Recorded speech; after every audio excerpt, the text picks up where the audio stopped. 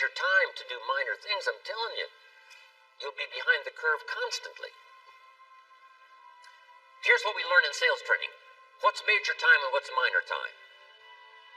Here's minor time, thinking about prospects. Here's minor time, making lists of prospects.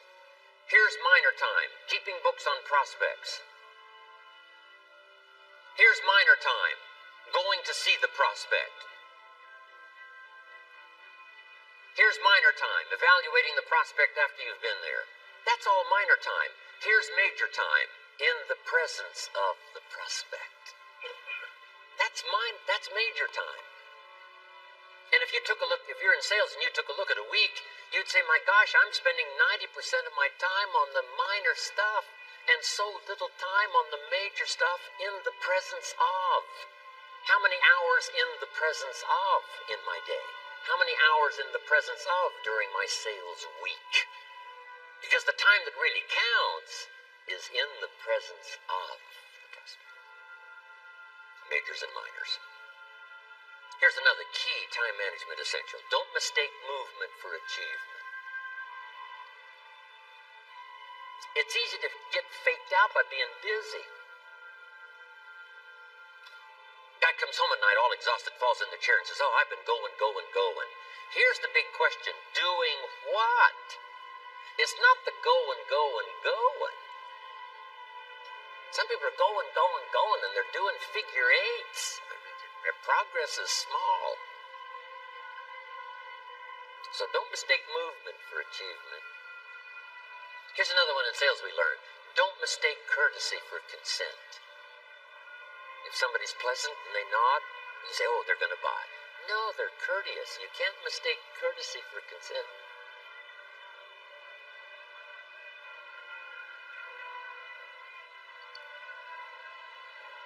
Now here's a big one, concentration. I had to learn this.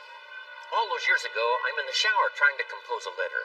Found it turns out to be a strange letter. So here's what I learned to do. Save the work till you get to the office. Save the work till you get to the work.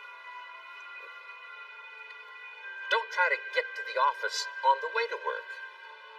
On the way to work, enjoy the way. In the shower, enjoy the shower. Then go to work when you get to work. I found this to be helpful. Concentration. Here's another big one. Learn to say no. I'm telling you, in such a social society we have now, it's so easy to try to be a nice person, saying yes to everything. Find yourself overloaded. Now you got to call and make the, well, gosh, all the time it takes to back out of something that you said yes to too quickly. Here's what might be better. I don't think so, but if that changes, I'll call you. Little things you can use not to overcommit yourself. My friend Ron Reynolds says, don't let your mouth overload your back. It's a good one. Now here's a big one on time management. When you work. When you play. Don't mix the two. Don't work and play. I used to take my family to the beach and I would bring my briefcase.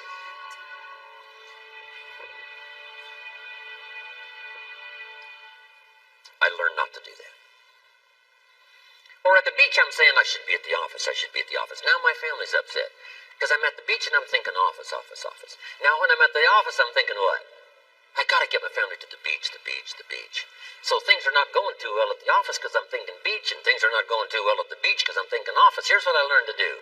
At the beach, be at the beach. At the office, be at the office. When you work. When you play. Don't mix the two. Don't work at play. Now here's one of the most important ones. Don't play at work. Work is too serious. You don't want the reputation of being the office joker. It's not a good one. Yes, there's time for some pleasant stories. Yes, there's time for a little humor.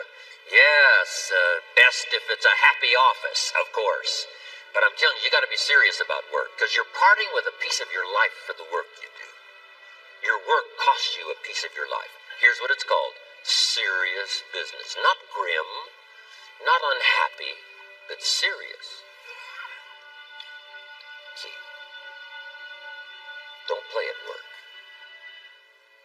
The old expression, I don't think we use it anymore, horse around at the office. Play around, play jokes, play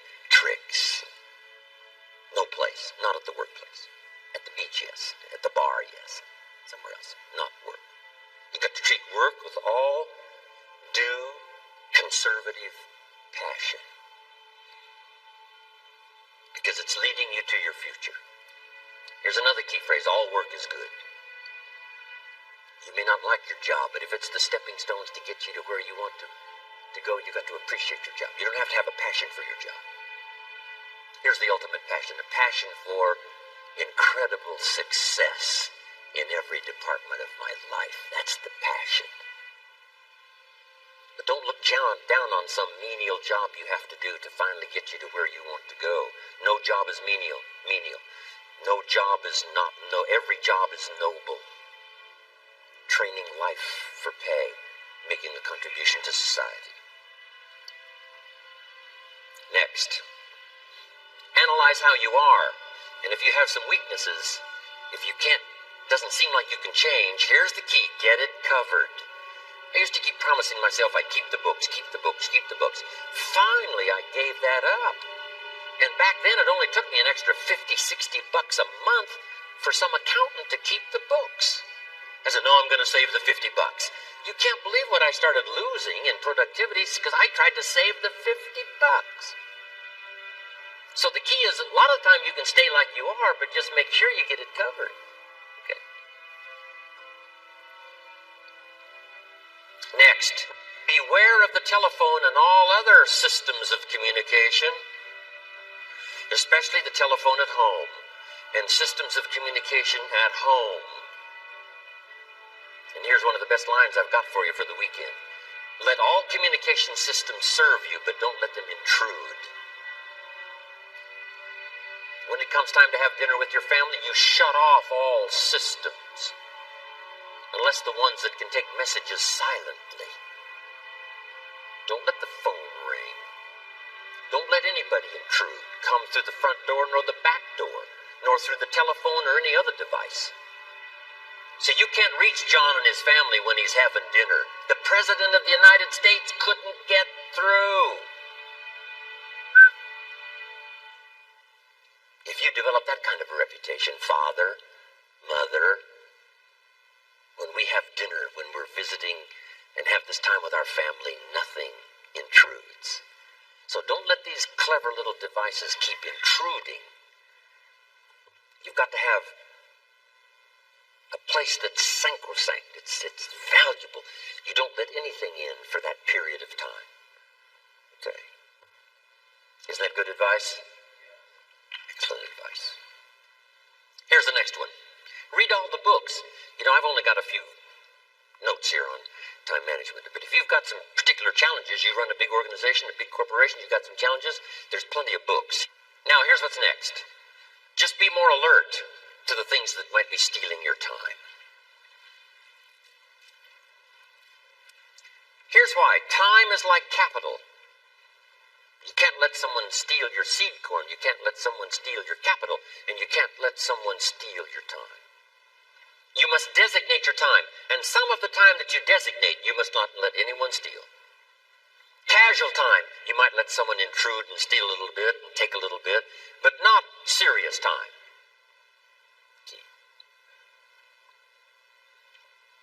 Next, one of the great time management savers is to learn to ask questions up front. Sometimes you talk to somebody for an hour, and then you ask questions and find out if you would have asked those questions up front, you could have saved yourself an hour. Asking questions up front helps you to get to the problem now.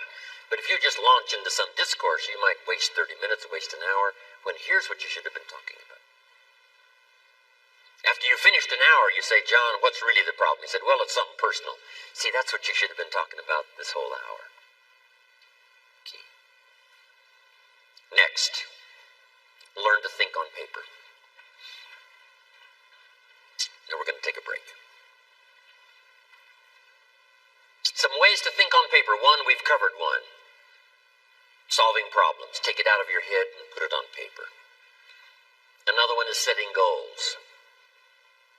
Making these lists we've already started. Here's another good way to think on paper. It's a projects book. Each person you're working with and each project you're working on, get a loose leaf binder and a tab and some pieces of paper behind the tab and do a little continual summary of how it's going between you and that person and between you and that project. I call it a projects book. It is so useful to me. But what's going on between you and this person? When you last got together, what did you talk about? And you got a few notes there. Here's what we talked about the last time we got together. Now when you get together again, you can review that so you'll know better what to talk about. When the president gets ready to travel and he's going to meet some important people, guess what they bring him? All these briefing books. Right? The last time you were with Khrushchev, Kennedy is informed. Here's what he said and here's what you said. Kennedy said, oh, that's valuable. I need to remember that. If a person is important, it's worth a little running account. You might even have a projects book for your children. Here's what's happening between me and my child. We've talked about this, and we've talked about this, and we've talked about this. Next, a day timer. Keeping track of all of your appointments. You know, mine is all filled with, when to catch an airplane, and when to do a seminar, and when to sit down and have a conference, all the rest. Next is a game plan. If you've got a house and the, insurance is going to come due and some other things are going to come due, you just put it on a spreadsheet and make sure it's taken care of. Key phrase, take things out of your head and put them on paper. And the key is to just experiment with different ways that helps you to do that. Now here's the last one, thinking on paper, and that's to keep a journal. One of the things I'm known for around the world, have been now for 39, 40 years, is keeping a journal.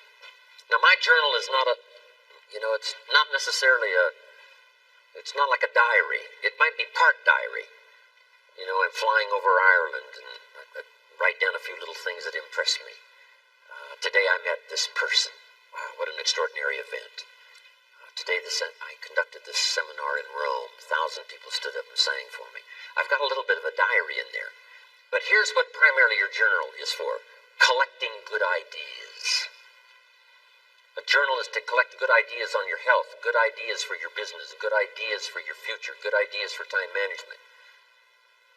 Because I used to take notes on pieces of paper and torn off corners and backs of old envelopes and restaurant placemats. And I threw all this stuff in a drawer. It did not serve me well. I finally learned to get a bound copy, right? And just keep a journal, right? If I was here, I had my journal, I'd be taking notes, right? These 2 days in my journal. Now, if you're caught without your journal, you just take the notes when you get back home. You put those notes in your journal, throw the paper away. Because we don't usually go through paper to review. But see, my journals now make up a significant part of my own library. My journal's all reserved privately for my children and my grandchildren. Can you imagine what I've collected over the years? It's unbelievable. There are 3 treasures to leave behind. I think you've already got those notes, right? Here they are. Number 1, your pictures. Don't leave the event unrecorded. It takes only a fraction of a second to say, here's who I was with. When I travel the world, right? We take all these pictures, and here's one of the gifts. People send me the pictures they took of me and them. It's part of the treasures I have on the farm. Incredible. A picture's worth 1,000 words to describe the scene, the emotion, what happened. Say, wow, this was an extraordinary day for me when I met these people. Here's what they told me happened to them when they went to my seminar 10 years ago. Wow, the drama comes back if you've taken the pictures. It's one of the treasures to leave behind when you go. Remember the old photographs that we have now of, 100 years ago, 70, 80 years ago, just a few photographs? What would it be like if you had thousands of photographs of the past, of your history, your mother, your father, right? Grandparents? So, change all of that now for your children. Leave all your photographs as a record. Here's what's next to leave behind, and that's your library. The books that changed your life, the books that changed your health, the books that you from oblivion. The books that you passed on to other people, they were so exciting for you. The books that made you financially independent. The books that developed your leadership. The books that gave you wisdom to ponder when things were tough. The books that got you through the winter. The books that helped you to plant in the spring and harvest in the fall. What a treasure to leave behind. If you do that, here's what's for sure. Your books will be more valuable than your furniture.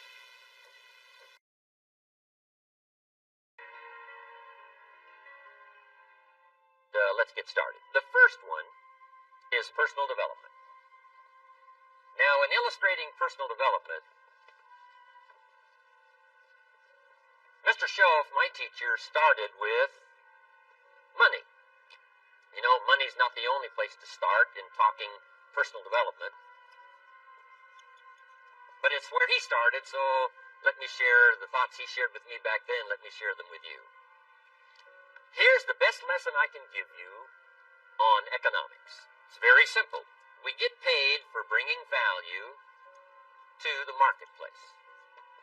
That's about as simple as I can put economics. We get paid for bringing value to the marketplace. Now, it takes time to bring value to the marketplace. However, we do not get paid for time, so we cross that out. Mistakenly, the man says, I'm making about $20 for an hour. Not true. If that was true, you could just stay home, right, and have him send your money. So that's not true. We don't get paid for time. We get paid for value brought to the marketplace. Now, since that's true, here's one of the key questions of my talk to you today. Is it possible to become twice as valuable to the marketplace and make twice as much money in the same time? Is that possible?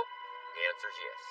Could you become 3 times as valuable as you might be right now to the marketplace and make 3 times as much money in the same time? And the answer is yes. 5 times, 10 times? Of course.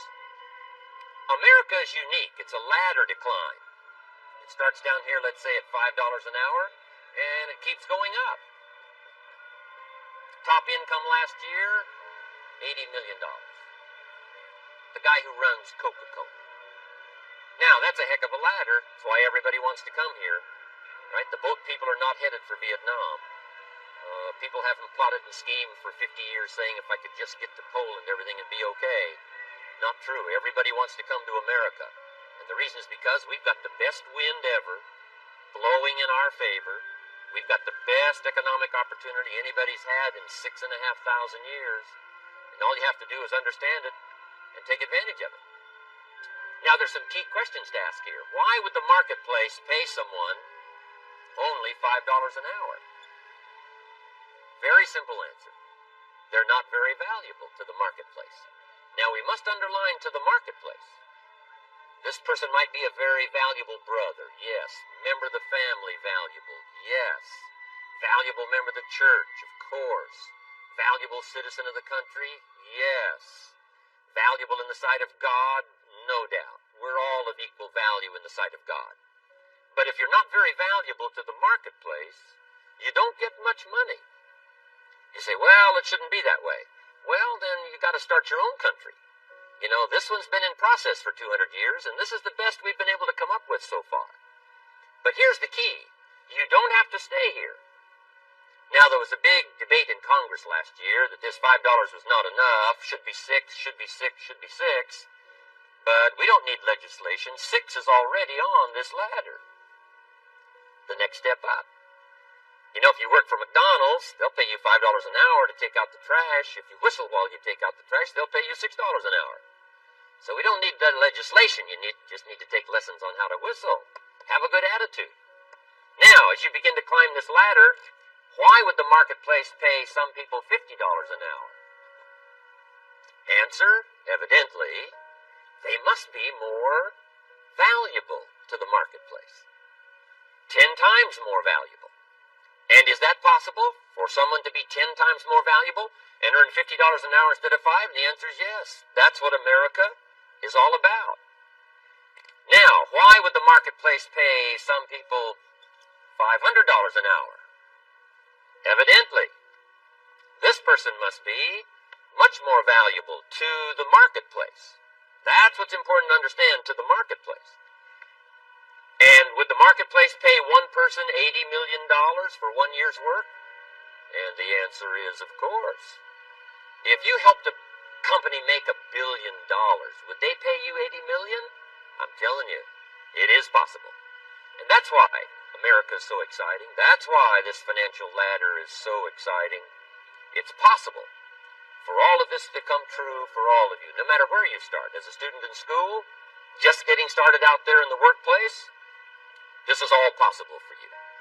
Now, Mr. Schoaf gave me the clue on how to climb this ladder as high as I wanted to climb.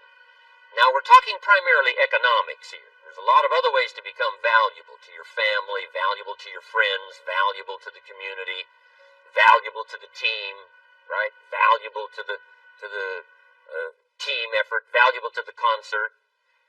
But here's what he said to me.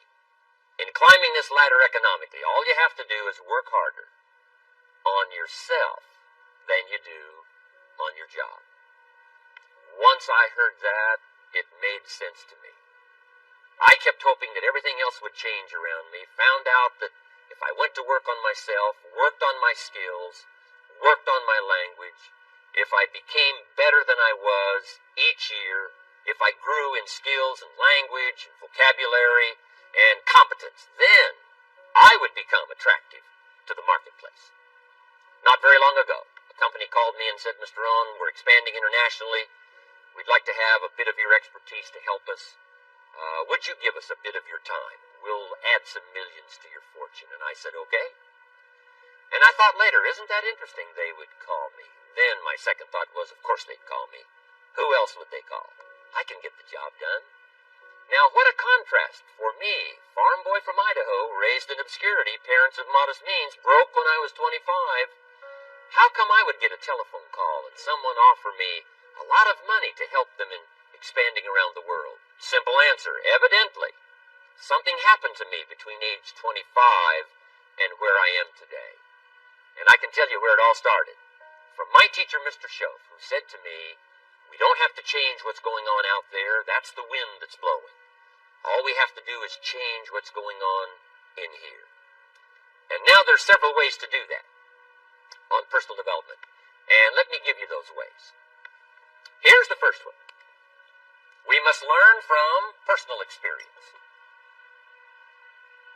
Pretty simple. Learn from what happens to you. Take a look back over the last few months. Did you make some mistakes? How could you correct those for the future? Take a look back over the last year. Have you done it right or done it wrong? Let's correct it for the next year. Learn from your personal experience.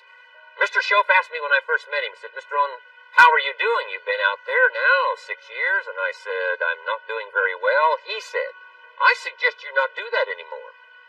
What a simple, swift analysis to my situation. He said, if you keep doing it, the next 6 years will be like the last 6. You don't want that to happen. Let's make the changes. So learn from your personal experience. Now here's number 2, why I came to share this video experience with you today. And that, I call it OPE, other people's experiences.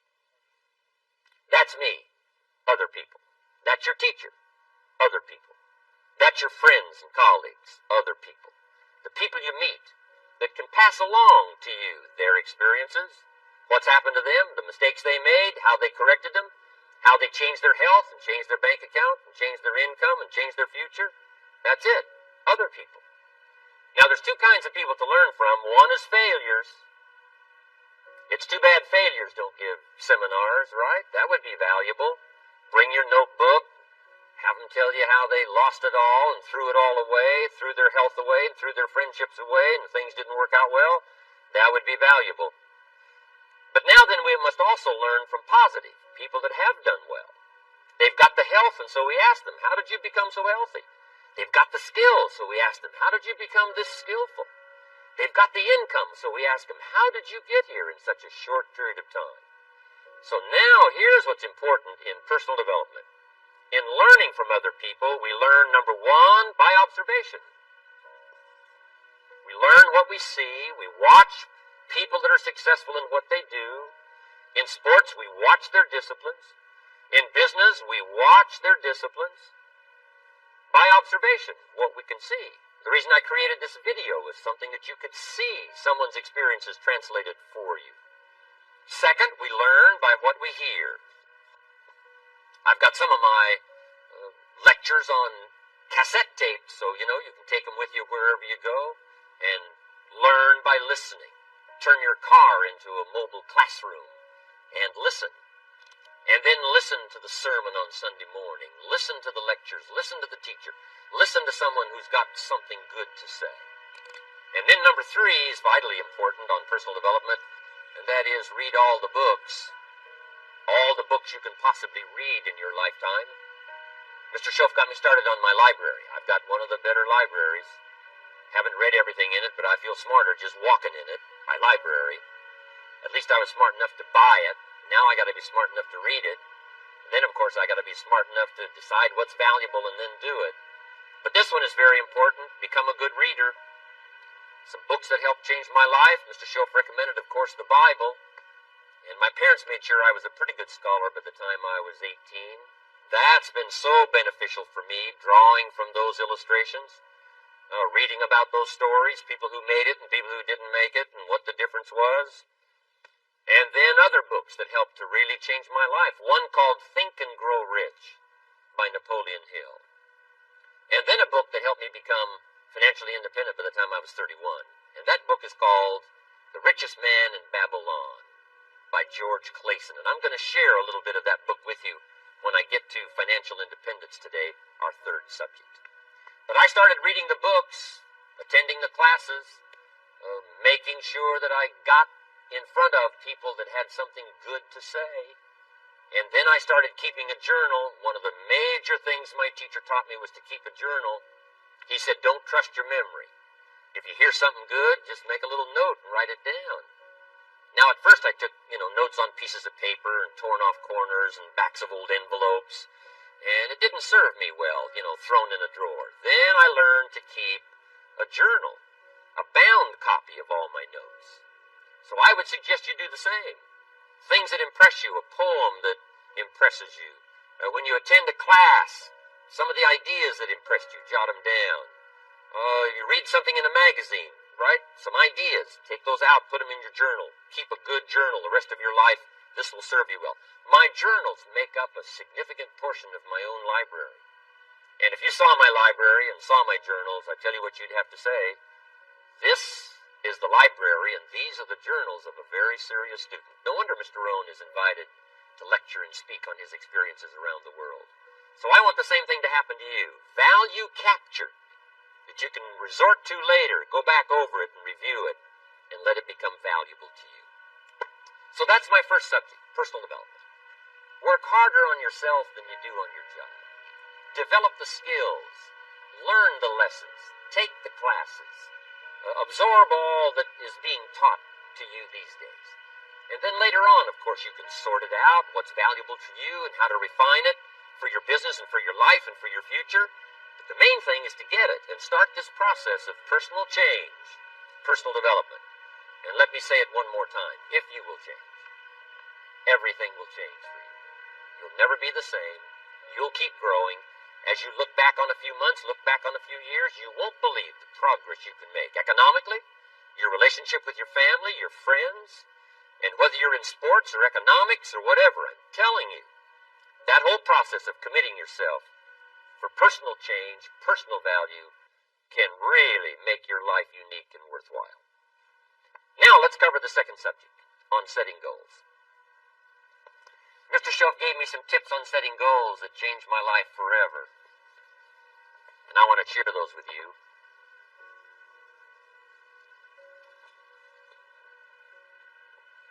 So let's talk about setting goals, and I also want to tie it to personal development, and you'll see how I'm going to do it as I progress here. Setting goals. We need to take a look into the future. There are 4 things to consider in terms of attitude. One is how you feel about the past. Best advice I can give you on that is treat the past as a school. Let it teach you the mistakes you've made, the things that went wrong, the things that didn't work. Don't use the past as a burden to carry, and don't use the past as a club to beat yourself to death. Past losses, past failures, past mistakes. But let the past be a school. Tough school maybe. We've all been through some tough stuff. So if you feel good about the past, draw from it for experience and let it teach you. Then next is how you feel about the future. We've got to have the future well designed. The future is called the promise. And here's what we teach in our leadership series. The promise of the future can be an awesome force for your own future. The promise of the future, designing the future. There's two ways to face the future. One is with apprehension, and the other is with anticipation. I promise you, in my travels around the world, most people face the future with apprehension. And here's why. They don't have it well designed. They've sort of left that up to someone else to fix. But here's the best way to face the future, with anticipation. And you can face the future with anticipation if the future is clear, if the future is well designed.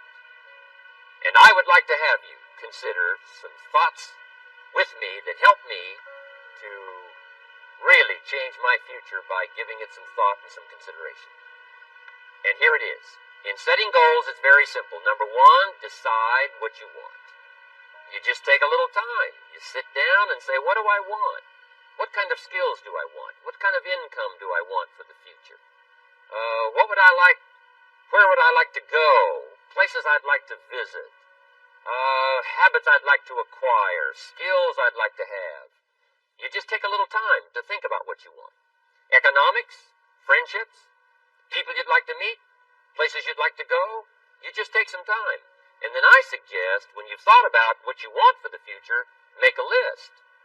Just jot it all down. It's really a very simple process. And then here's number three.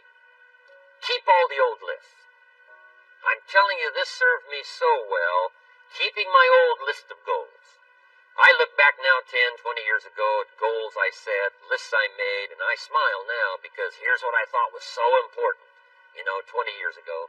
Now some of those things aren't even on my list. I've got a new list. I've grown. I've changed. I've matured. But I give you that advice. Decide what you want. Number two, write it down. Number three, keep the old lists. And then here's number four. When you get something that's on one of these lists, check it off. Part of the fun of having a list is checking it off. And then if you can add some drama to checking it off, see, that's what really helps. I set a goal to go to Spain many, many years ago. And when I finally made my first trip to Spain, I had that journal with me that had that list in it. And while I had my journal on my lap, waiting for the wheels to touch down in Madrid, I waited until the wheels touched the runway, and I checked it off. Just adding a little drama. So, part of the fun of having a list is checking it off. Now, here's what's important about the lists and designing your future. If the future gets clear, the price gets easier. Because you got to remember, for every promise, there's a price to pay. Everybody's got to pay the price. Everybody's got to do the deal. Everybody's got to do the disciplines. Everybody has to pay. But here's what I've discovered. If the promise is clear and powerful, the price is easy to pay. The price is some classes. The price is a few books. The price is a few disciplines. The price is finding something that'll make your life better, make you grow, make you change, make you develop. So the first part of the key is to design the promise. Then, what is the price to pay? I'm telling you, the price will be easy. Anybody in my audience can pay it, no matter where you are, where you come from. Color doesn't matter, religion doesn't matter, where you grew up doesn't matter, circumstances don't matter. I'm telling you, if you'll make the promise of the future clear for yourself, the things you want, the places you want to go, the things you want to have, the person you want to become, the skills you want, the homes you want, the future you want, the friends you want, all of the values of life that you could possibly want. If you'll make that clear, make those lists, and be serious about it, I promise you it's an easy price to pay. Anybody can pay it. And the best advice I can give you is, if I can do it, you can do it. Farm boy from Idaho, raised in obscurity, I changed my life, turned it upside down, turned it all around, found economics, found future, found promise, and if I can do it, you can do it. So, start setting your goals, and see if you can't get a better excitement going for the things you want to accomplish for the future. Now here's my third subject, and that's called financial independence. Oh, by the way, before I get to financial independence, let me cover one more point. One of the major reasons for setting goals is for what they make of you in achieving them. My teacher advised me when I first got started at age 25, he said, Jim, why don't you set a goal to become a millionaire? He said, it's got a nice ring to it. You know, enough zeros to impress your accountant. And he said, I'm here to help you. You're only 25 years old. You've been to 1 year of college. You've got a beautiful family, every reason to do it. Why don't you set a goal to become a millionaire? And he said, here's why. And I thought, he doesn't need to teach me why. Wouldn't it be nice to have $1 million? He said, no, then you'll miss it. He said, here's why. For what it will make of you to achieve it. I'm telling you, that statement changed my life. Set the kind of goals that will make something of you to achieve them. He said, now, once you become a millionaire, what's important is not the money. I thought, that's kind of strange teaching. He said, honest, it isn't important. He said, you could just give the money away. Now, I did better than that. I lost it all. By the time I was 31, I was a millionaire. By the time I was 33, I was broke. And I'll tell you a little bit about that story later. But when I lost all my money, guess what? I found out Mr. Schoaf was right. What was valuable was not the money. What was valuable was what I became to earn the money. The skills I had, the knowledge I had about the marketplace, the values that I had going for me, they were more valuable than the money. And here's an important statement to remember. It's not what you get that makes you valuable. It's what you become. So part of the key here is to set the kind of goals that will make something of you. Don't set them too low, so that you don't have to grow, and you don't have to read, and you don't have to try, and you don't have to stretch. Don't set them too low. And then don't sell out. Don't go for something that's going to cost you your virtue or cost you your values or sell out your principles. There's a good middle road here to follow. Goals that will inspire, goals that will help you grow, change, develop, and become better than you are. Okay. Now let's talk about financial independence. How to become rich by 40, 35 if you're extra bright, much sooner if you find an opportunity like I did. Let me show you how I did it. Financial independence. First of all, I like the phrase financial independence. Some people are a little bit concerned about using the word becoming rich or becoming wealthy. And I can understand that. I struggled a little bit with this. Is it okay to go for becoming rich, go for becoming wealthy? And maybe that's a bit too strong a word or strong a term. So here's what I've come up with that I think is comfortable for me, and that is how to become financially independent. I think it's every person's heritage here, especially in America, to become financially independent. Now, let me give you my definition of financial independence. Financial independence is the ability to live from the income of your own personal resources. Financial independence. Now it depends on how you want to live. If you need $2,000, $3,000 a month, if you need $4,000 or $5,000 a month, if you need $10,000 a month, some people may need, $100,000 a month. But whatever you would need to live, and you could earn that living from the income of your own personal resources, that's what I call financial freedom, financial independence. And let me show you how to acquire it. If you start at age 15, between ages 15 and 35 is 20 years. And in my personal opinion, based on my own studies and my own experience, 20 years, in my opinion, is enough time to become financially independent. If you're not, you don't live in the wrong country. Probably what's happened is you have the wrong plan. And it's easy to be a nice person with the wrong plan. I found that when I was 25 years old.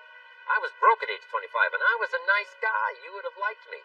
But I'm telling you, my plans up until then, especially my financial plan, left me broke. I totally changed it the next 6 years, and I became financially independent. So I know what I'm talking about. It is possible in a reasonable amount of time, 15 to 35. Whatever, 20 years' time, enough time. You can do it in a much shorter period of time, like I did if you want to, but this is a reasonable enough time. But here's number one. First of all, you got to have the right philosophy. Philosophy is our ability to gather knowledge and sort through it and decide what's valuable. To develop a philosophy about life, a philosophy about our health, a philosophy about our family relationships, a philosophy about economics. And if you develop the right philosophy, that's what helps to set this sail. So that in 6 years it takes you where you want to go, instead of winding up like I did that first 6 years of my economics, broke, no money, empty bank account. The right philosophy. Now let me give you a couple of philosophies to consider. Here's the first one. It's called the philosophy of the poor. And here it is. Poor people usually spend their money and invest what's left. That's the philosophy of the poor. Now here's the philosophy of the rich. Rich people invest their money and spend what's left. And here's the startling answer. It really doesn't matter what the amount is. What's most important is not the amount. What's really important is the philosophy. So I would ask you to adopt this philosophy of spending after you have invested. Invest first, then spend. And I've got a little formula that I'm going to share with you. Now, what should a child do with $1?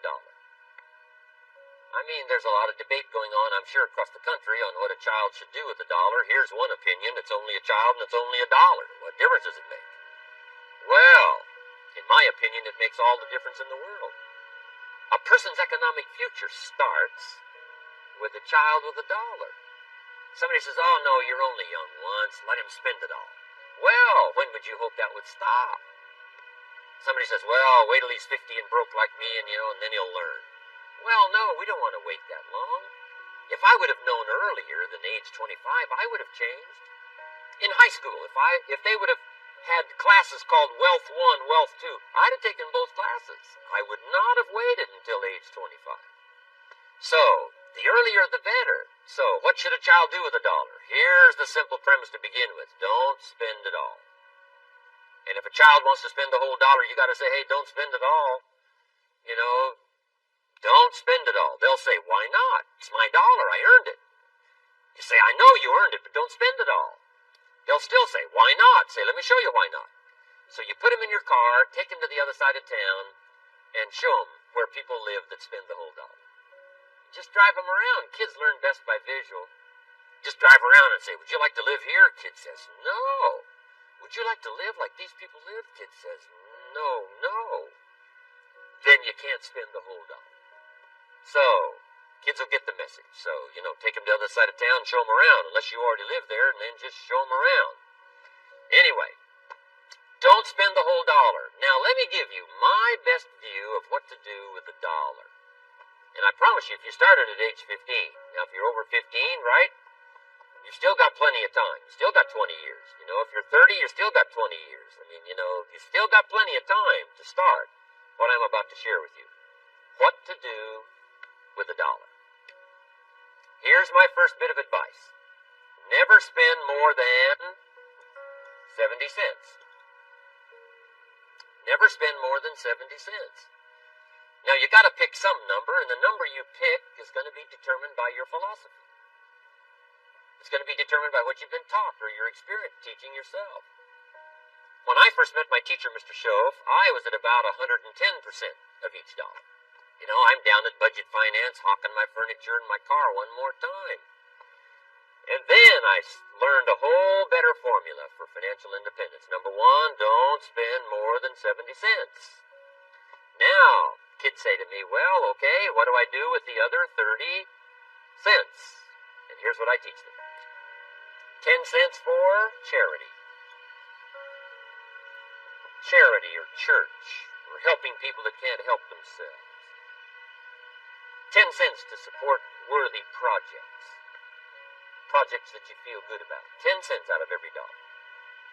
It's called being generous with part of what you've taken out of society. Now, in my opinion, nothing teaches us character better than generosity. No class, no teacher, no book teaches character better than generosity. And the best time to start is when the amounts are small. And I know if kids learn these lessons well, they'll give a dime out of a dollar, help people that can't help themselves, support worthy projects. Or if you belong to a church, they teach tithe, peace of. That's very important. Now, because when the amounts get larger, sometimes it's a little more difficult. You know, giving 100,000 out of a million, someone says, oh, if I had a million, I'd give 100,000. I'm not sure. That's a lot of money. So the time to start is when the amounts are small. 10 cents out of the dollar. Okay, next 10 cents. I call active capital. Active capital means do something to make a profit. Active capital. Set aside a portion of your income. Wages are okay, but I'm telling you, wages will make you a living. Profits will make you a fortune. So set aside part of your income as capital, called active capital. Any kind of project you can possibly think of, you can possibly come up with. I'm going to write a new book, I think, for kids. I think the title is going to be, Of Course Kids Should Pay Taxes. It's kind of an interesting title. In California, kids do pay taxes. When a child walks into 7-Eleven, buys something that costs $1, the proprietor says, give me 7 more pennies. And the child says, hey, what's these 7 pennies for? And the proprietor says, that's the taxes. Kid says, well, hey, I'm only 8 years old. Proprietor says, congratulations, you're my youngest taxpayer. Give me the money. So in California, where I live, kids do pay taxes. Big question is, should they?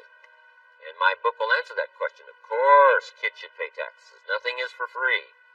If you want to ride your bicycle on the sidewalk instead of in the mud, you gotta pay the 7 pennies. Nothing is free, so we all have to pay. So, 10 cents out of your living, out of the money you earn, set aside for capital. Capital to try your best to show a profit. And in my book, it's going to be all kinds of ways kids can make money, right? 2 bicycles, one to ride and one to rent. I mean, you know, it doesn't take long to figure out some enterprise that'll start making a profit. Then you must jot this down if you're taking notes. Profits are better than wages. One, you can't usually start wages until you're about 15, 16, but you can make a profit long before you're eligible to start earning wages. And then there's no limit to profits, and they can double and triple and quadruple. You know, there's no limit. It's incredible how fast profits can grow.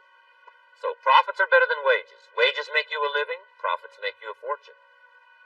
Now, the third 10 cents is vitally important. I call it passive capital. Capital you let somebody else use. A financial institution, stocks and bonds, mutual funds, whatever.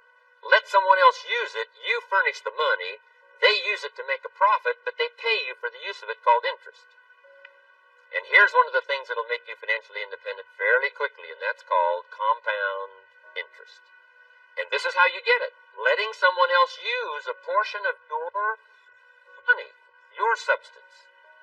They show the profit, they pay you interest. And this passive capital, I'm telling you, over a sustained period of time, if you'll develop this little 10, 10, 10, and 70, especially starting at age 15, I'm telling you, by the time you're 35, you will be financially independent. You'll have the ability to live from the income of your own resources. And then one more point on passive capital. There's a Bible philosophy. I'm an amateur on the Bible. But there's a Bible philosophy that teaches the borrower is servant to the lender. And if you want to be in a powerful position as you grow older, finally when you become mature, maybe have your own business, things have worked out for you for the future, the position you always want to be in is the power position. And that's called the lender. The lender is the power position. So, if kids learn early enough, and then you ask them what they'd like to be when they grow up, I'm telling you, once they understand, they'll say, well, one of the things I want to be is one of those lenders. That's the power position, not the spender. No, you'll be pitied the rest of your life if you just become a spender. You gotta become a lender. And I think this is the one formulas to follow. 10 cents out of every dollar. Let someone else use it. Be the lender, power position. Then try to show a profit. Can't we teach our children how to take $1, search the neighborhood, find a broken wagon, pay $1 for it, bring it home, Clean it up, sand it until it's clean, paint it red till it shines, straighten out the wheels till they're true, take it back to the neighborhood, sell it for $5. Anybody can do that. Now, does the child deserve $4 profit? And the answer is yes. Society now has a mended wagon. And that's what America's all about. Finding something, touching it, making it better, making a profit, taking part of your resources, helping people who can't help themselves. Let someone else use it to make a profit. Some projects require more capital than one person has. Exciting. And then let them pay you for the use of it. America's had this philosophy now all these years. Communism has taught all these years capital belongs in the hands of the state, not in the hands of the people. We've been teaching all these years capital belongs in the hands of the people, not in the hands of the state. And we turned out to be right. Capital in the hands of the kids, capital in the hands of the people. Enterprises that make a profit, enterprises that grow. It's the hope of our future. So that little simple formula, I hope, will help you. Now, one more key on financial independence, and that is attitude. Attitude. Here's number one. I used to say, I hate to pay my bills. My teacher straightened me out on that. He said, let's see, Mr. Rohn, what you hate to do is pay $100 on an account and reduce your liabilities and increase your assets. I said, well, no, not if you look at it that way. He said, well, it all depends on how you look at it. So wouldn't you love to pay your bills, reduce your liabilities, increase your assets? You got to have that kind of attitude. I found out the same attitude about taxes. I used to say, I hate to pay my taxes. And Mr. Shoaff said, well, that's one way to live.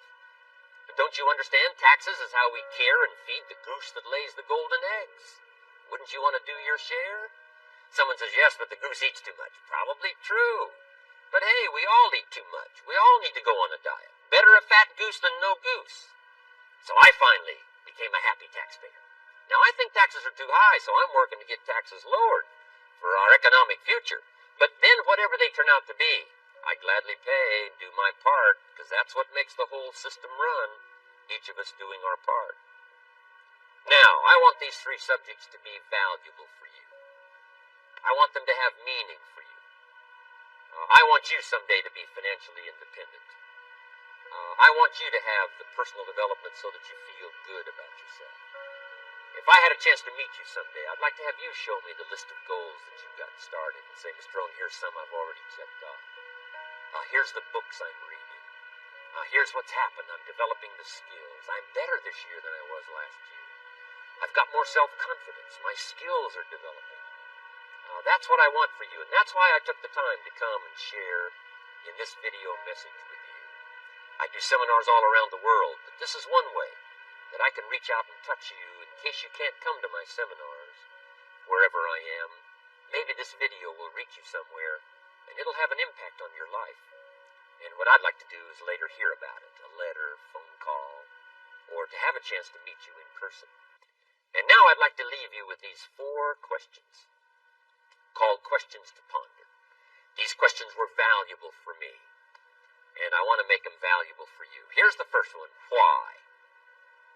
We all ask why we should work this hard. Why take that many classes? Why go to school that many years? Why take the notes? Why read the books? Why work that hard? Why put yourself through the push-ups and the disciplines? Why? Good question, why? Best answer to why, I think, is the second question. Why not? Why not see how many books you can read, how many classes you can take, how many skills you can develop? Why not see how valuable you can become to the marketplace and to your friends and to your family? Why not see what you can make of yourself? Why not see how far you can go, how much you can see, how much you can earn, how much you can share? Why not? That's the heritage all of us have, in America especially, is to see what we can make out of our lives now that we've been given this extraordinary opportunity. Now, my third question I'd love to ask you in person. But since I can't do it in person, I want to ask it of all of you. But I want you to take it personally. And my third question is, why not you? Why not you?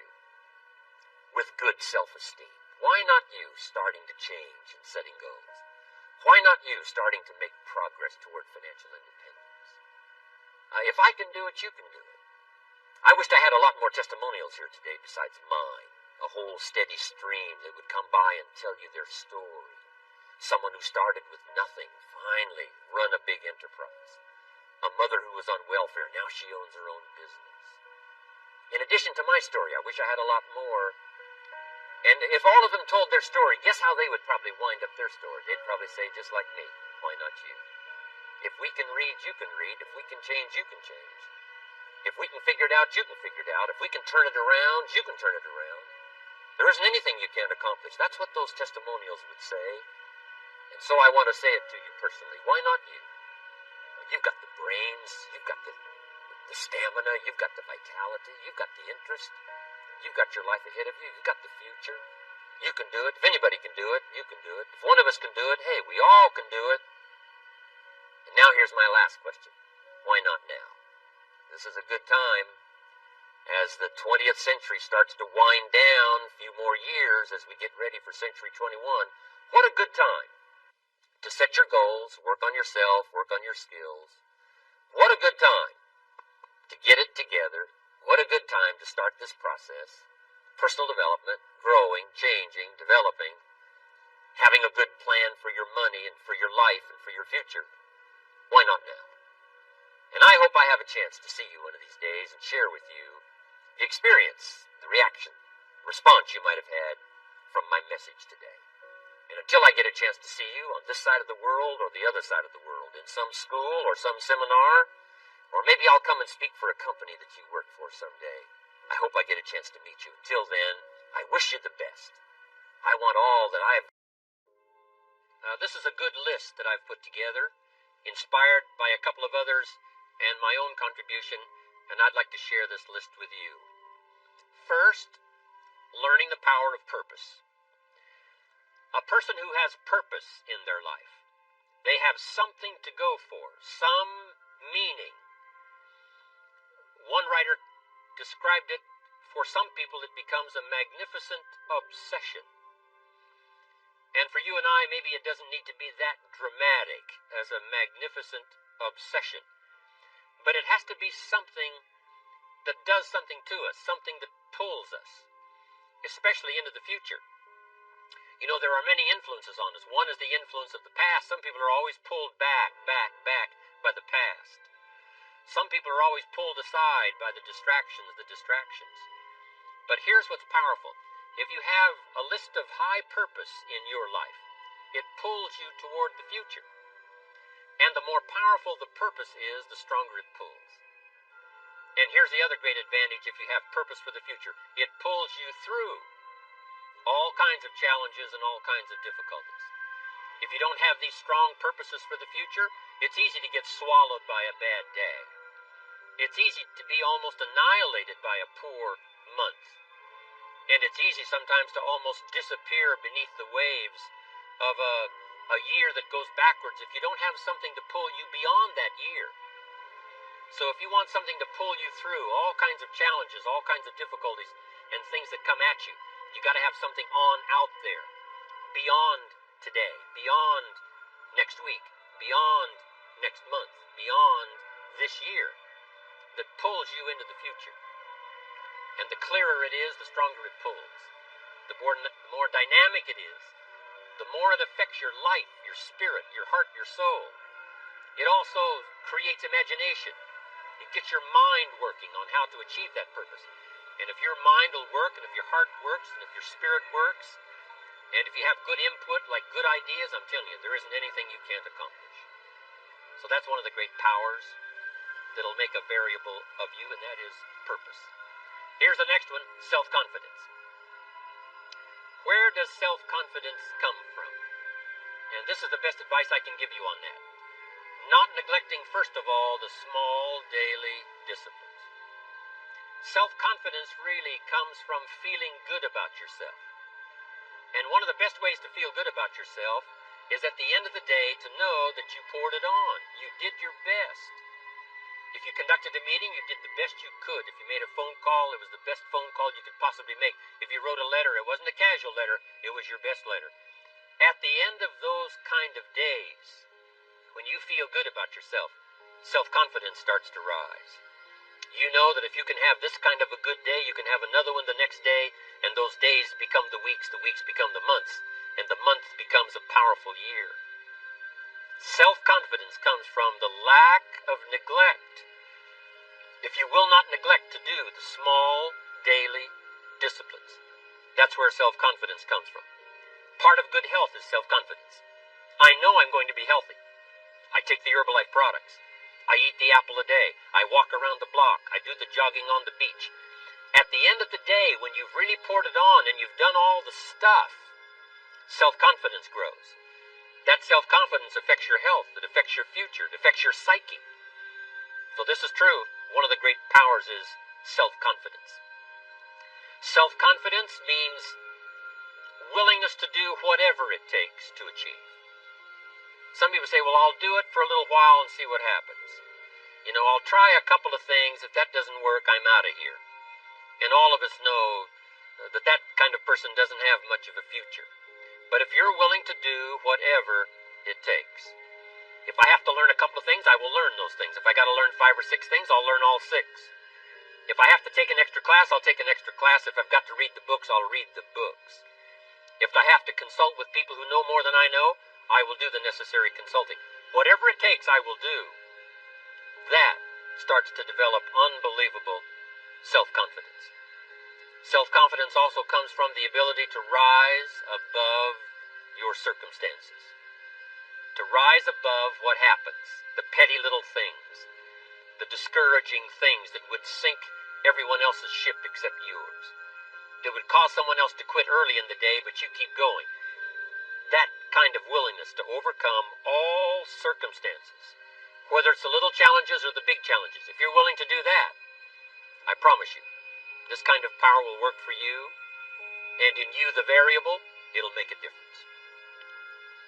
The third on the list I had was enthusiasm. And here's what I wrote about enthusiasm. Enthusiasm that's powerful is mostly enthusiasm that is enthusiasm inside. 90%, 10%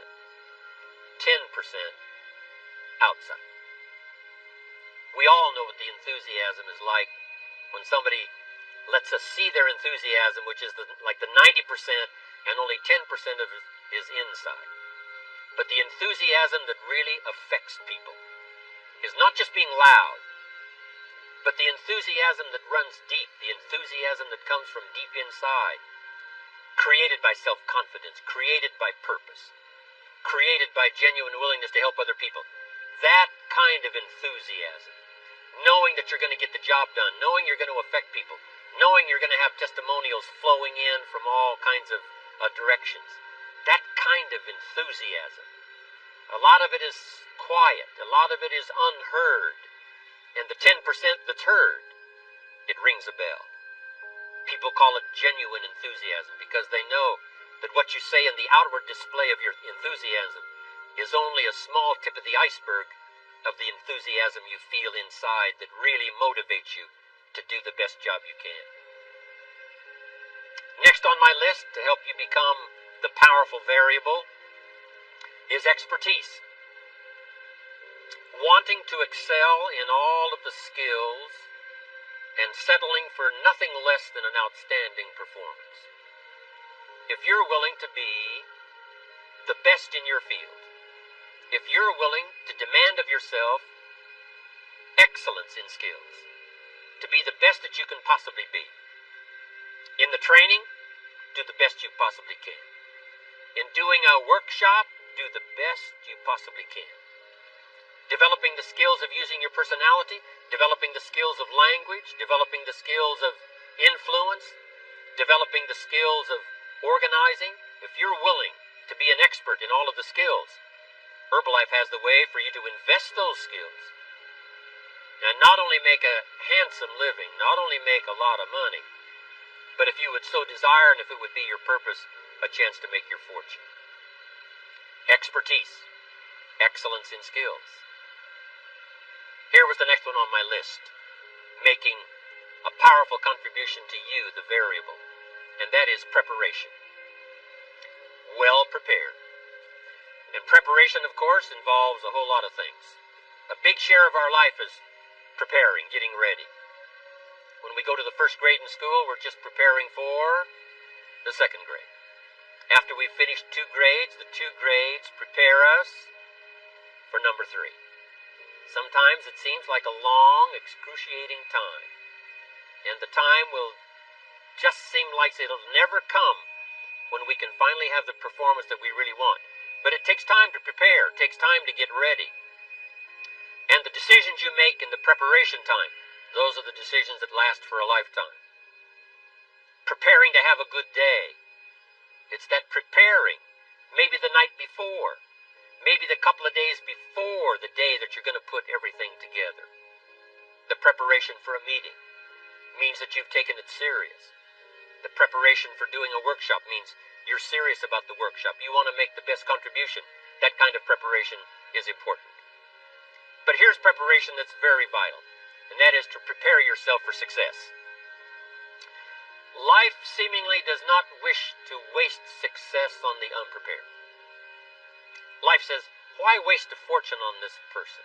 They're not prepared to do the right things with it. They're not prepared to use it wisely. If a fortune was bestowed upon this unprepared person, it would probably be wasted. The people that could have been touched won't be touched. What could have been done won't be done because this fortune will have been wasted on the unprepared person. So not only look for fortune, not only look for the promise, but prepare yourself. And ask of yourself, what can I do to make myself ready?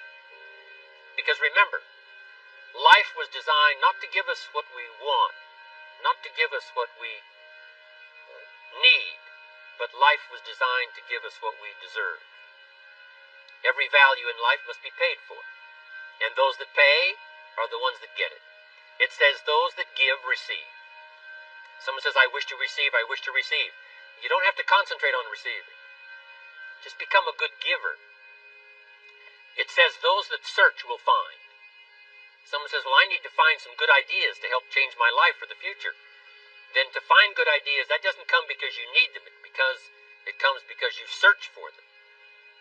If you want good ideas, you got to go after them. You got to go to the class, you got to go to the workshop, you got to go to the training, go to the book, right? You got to go to the journal, right? Go where good ideas are being taught, go searching, go looking, because good ideas are not going to be wasted on those that are not seeking, searching, well prepared.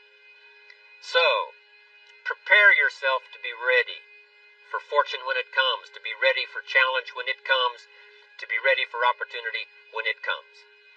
Opportunity comes along and passes by the person that is not well prepared. I want to prepare myself this year for next year. Yes, I wish to be effective this year, but I'm also thinking of ways, how could I be better? How could my ideas be more powerful? How could they be sharper, more clear? How could I reach some people next year that I perhaps can't reach this year? I haven't reached deep enough into my own soul to affect some people. Some people just pass by and say, hey, what a good speech. But how could I make it stronger than that, deeper than that, more powerful than that?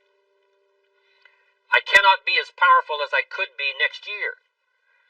You know, you can't go to the 10th grade in the 5th grade. You just got to go through the grades. But the more you are prepared, when the 10th grade finally comes, now you can cash in and get 2 times, 3 times, 5 times more value from it by being prepared. I want to do my best this year for Herbalife, but I also want to get ready for next year, 1999. And then when the year 2000 comes, at the turn of the century, I want to be well equipped by language, by instinct, by temperament, by personality, by influence, to really be valuable the year 2000, 2001, 2, 3, 4, 5. That's my goal. I'm sure it's your goal. Now here's the next one. There's great power in self-reliance. Self-reliance means you simply look mostly to yourself. It would be nice if someone just gave you this, gave you this, gave you this. It would be nice if everyone did their job exactly as they're supposed to do it. But here's what you've got to do. Primarily rely on yourself. Primarily say, I'm the person responsible. And I will learn the necessary skills so that I can help people learn their skills. If I need lots of people to do certain things to build my organization, that is what I must have. But I've got to be the final backstop. I've got to be the final one that people can rely on. So that if this is missed and this is missed, I can catch up. I can fill the gap. I can do the job. We have to do it when we conduct meetings. We have to do it when we conduct training. We have to do it when we're in a class of just a few. What someone might have missed, we're there to fill in. Self-reliance. Primarily, we're learning to count on yourself. So that you can do this, never complain and never explain. Here's the next key power, and that's image. There's many parts to image. The image that others see you as, the image you have with other people. And it's very important how other people see you. If they don't see you as a leader, chances are they won't pay attention. If they don't see you as being in control, chances are they won't have the trust.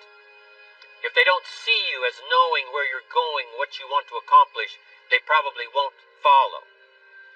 But if people can see you, if you have the image of someone that's in charge, in control of your life, your future, your destiny, in control of the situation, if they see that, that kind of image is powerful. It helps to win the day. It attracts other people. People want to be around people that are in control, that are powerful, but they know how to use their power. Influential, but they know how to use their influence. That kind of image is important. But here's a very important image, and that is your image of yourself. The way you dress, the way you talk, the way you think, your capacity for learning, all of that is an important image that you have of yourself. The image that you have that if it needs to be learned, you could learn it. If there's a book that needs to be mastered, you could master it. If there's a skill that needs to be learned, why couldn't you get busy now and learn that skill? That kind of self-image, that I am continually trying my best to be the best I can. Because one of the most important places you have to look is into the future, yes. You've got to look into the past, yes. You've got to look around, yes. But one of the most important places you have to look is in the mirror. You know, how I appear to other people, that's important. But how I appear to myself is the ultimate importance. That kind of image, to where you'll develop the self-confidence, you'll develop the self-reliance. Now here's another one. In my rather short list, the next word is character. Becoming a person of high values, a person of principles, a person of honesty, a person that earns respect. That kind of character.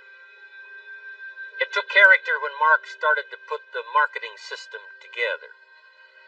How can we have a system that will build in the integrity, that people will know that if this happens, then this will happen. And if this goes wrong, here's the way to fix it. Unless you have the principles and the character and the integrity to put together a viable plan for a wide variety of people, then the system is not going to last very long. And I've been around long enough, and I'm sure you have been around long enough to see a lot of systems that got started, but they failed. And the reason is because they were not constructed with integrity. They were not constructed with character. They were not constructed with doing the right thing. They might have been constructed to take advantage. You know, cash it out as quickly as possible and leave. Mark was involved when others took advantage of him all those years ago before Herbalife. When someone took advantage and didn't have the character, didn't have the principles, and didn't have the character to stay, the character to see it through, the character to do the right thing. So this is important, to develop the character within yourself, that people see you as honest, as fair, willing to do the right thing, willing to be helpful, but always willing to walk the center line, not to pass the line. When we come to an opportunity like Herbalife, especially multi-level network marketing, it is so dynamic, it is so powerful, and it is so possible in fortune making. That sometimes people want to speed up the process by cutting the corners, by neglecting to do the right things, to cheat a little here, cross the line just a little bit, because then, it'll grow faster and you can cash in quicker. Not necessary here. Doing Herbalife right will build your fortune longer and stronger than trying to cut the corners and not doing it right. If we'll have the integrity that Mark had when he started it and keep perpetuating that we will do the right thing by the marketing system, the right thing by a distributor who has a customer and they take care of that customer belongs to that distributor. That kind of integrity in the marketing system, the kind of integrity we have among each other, the kind of character we have to rely on each other, because here's what we cannot do. We cannot do this by ourselves. Mark's got to count on me. I've got to count on Mark. We've got to count on the president's team. The president's team has to count on the chairman's club for advice and counsel. We have to count on the millionaire team, the tabulator team, the world team. We've got to count on the distributor. We've got to count on the distributor giving the right message to the potential customers. We've got to count on the distributor giving wise counsel to the new recruit, teaching them the right way, the Herbalife way, the principled way, the character way. Vitally important. Building and developing your own character. Now here's another one. It's called self-discipline. Self-discipline, all of us have a challenge with that. Because sometimes it's easy, and especially if you're working hard, doing the best you can, it's easy sometimes to let up and let it go. But remember, so many people, especially now that we're as big as we are around the world, are counting on what we do. At home office, they have to be careful. They have to be disciplined. It's easy for the person who ships the product from Herbalife says, oh, well, I'll wait until tomorrow to ship it. And then they go home and sleep like a baby. But the distributor who's waiting for that product doesn't sleep that night. Or doesn't sleep when the product doesn't show on time. But if everybody will have the discipline to say, I will do the best job I can. I will make mistakes, of course, because we're all human. But I'll try to remedy those mistakes and do the best job I can. That kind of self-discipline that understands how important your part is in all of the functions that work. Coming to work on the set here, HBN, there's so many people that play a part. And each one of the parts that are played is necessary to put on the broadcast, make it viable, make it real, make it powerful. Any couple of them missing, and it would be a disaster. But all of it put together, and it works like a charm. Each person developing the self-discipline to do their part, do their job. Here's one more, and that is the power of extraordinary performance and demanding of yourself excellent results. This is so important. If you want to live extraordinary, you must do extraordinary. If you want an extraordinary income, you must do extraordinary things. If you want an extraordinary fortune, you must go with the demands of what it takes to have that fortune. Mark has made such a fortune, it's almost beyond comprehension what the numbers really are.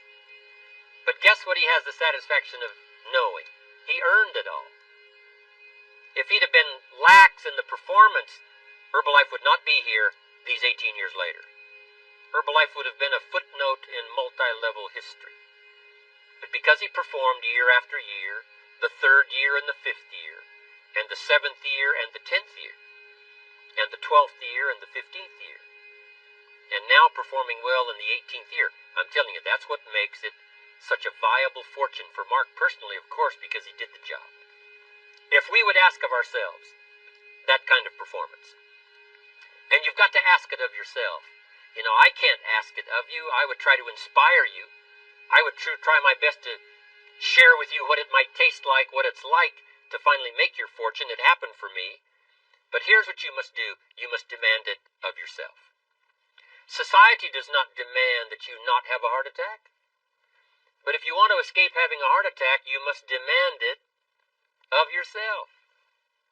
Society doesn't demand that you take Herbalife and improve your health. You have to demand it of yourself. Society doesn't demand